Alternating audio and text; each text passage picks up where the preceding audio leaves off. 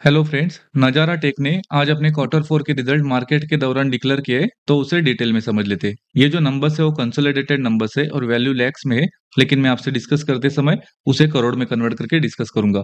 शुरुआत में operation revenue देख लेते। तो मार्च क्वार्टर में ऑपरेशन रेवेन्यू रहा है 520 करोड़ का। वही लास्ट ईयर मार्च क्वार्टर में 266 करोड़ का ऑपरेशन रेवेन्यू रहा था। और दिसंबर क्वार्टर में 535 करोड़ के आसपास ऑपरेशन रेवेन्यू रहा था। यहाँ पर अगर ईयर ऑन ईयर बेसिस देखेंगे तो हमें बहुत ही स्ट्रॉन्ग 95% का इंक्रीज देखने को मिल रहा है। लेकिन क्वार्टर ऑन क्वार्टर देखेंगे तो 3% का फॉल देखने को मिल रहा है।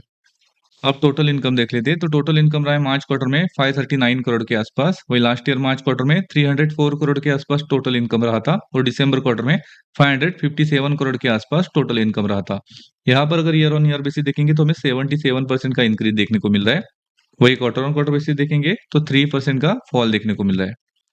यानी कि ईयरली नंबर बहुत ही स्ट्रांग देखने को मिल रहा है। हालांकि क्वार्टरली हल्की गिरावट भी देखने को मिल रही है। अब टोटल एक्सपेंसेस देख लेते हैं। तो कंपनी के टोटल एक्सपेंसेस रहे मार्च क्वार्टर में 528 करोड़ के आसपास। वही लास्ट ईयर मार्च क्वार्टर में 285 करोड़ के आसपास टोटल एक्सपेंसेस रहे थे।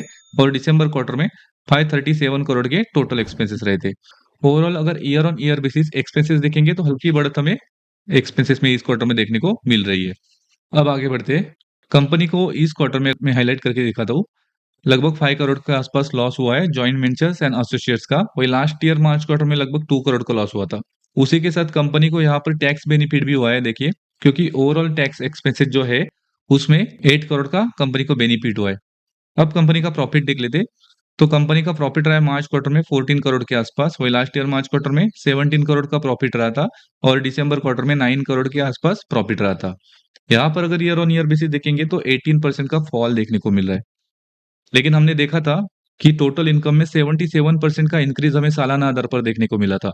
लेकिन यहाँ पर फॉल देखने को मिला है, क्योंकि ईयर ऑन ईयर बेसिस पर जो टैक्स एक्सपेंसेस में बढ़त देखने को मिली उसके वजह से नेट प्रॉफिट में कमी देखने को मिली है। वही क्वार्टर ऑन क्वार्टर बेसिस देखेंगे तो यहाँ पर 56% का इंक्रीज देखने को मिल रहा है।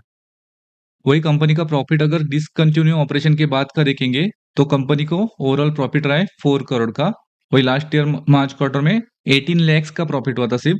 और दिसंबर क्वार्टर में 9 करोड़ के आसपास प्रॉफिट रहा था। यानी कि यहाँ पर लगभग 10 करोड़ के आसपास कंपनी को लॉस हुआ है डिसकंटिन्यू ऑपरेशन से। तो चलिए आगे बढ़ते और कंपनी का ईपीएस देख लेते। तो बेसिक ईपीएस रहा है मार्च क्वार्टर में 93 पैसे का। वही लास्ट ईयर मार्च क्वार्टर में 1 रुपीज 12 पैसे का ईपीएस रहा था। और दिसंबर क्वार्टर में 3 रुपीज 28 पैसे का ईपीएस रहा था। यहाँ पर अगर ईपीएस देखेंगे ईयर ऑन ईयर और क्वार्टर ऑन क्वार्टर, तो वो गिरावट देखने को मिल रही है जो कि निगेटिव है।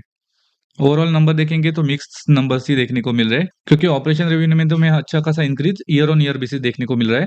उसी की तरह क्वार्टर ऑन क्वार्टर बेसिस देखेंगे तो हल्की गिरावट देखने को मिली है। लेकिन नेट प्रॉफिट में ईयर ऑन ईयर बेसिस पर गिरावट देखने को मिली है। उसी के साथ क्वार्टर ऑन क्वार्टर देखेंगे तो बढ़त देखने को मिली है। लेकिन लास्ट 3 महीने में अगर स्टॉक का परफॉर्मेंस देखेंगे तो स्टॉक में 39% की तेजी देखने को मिली है।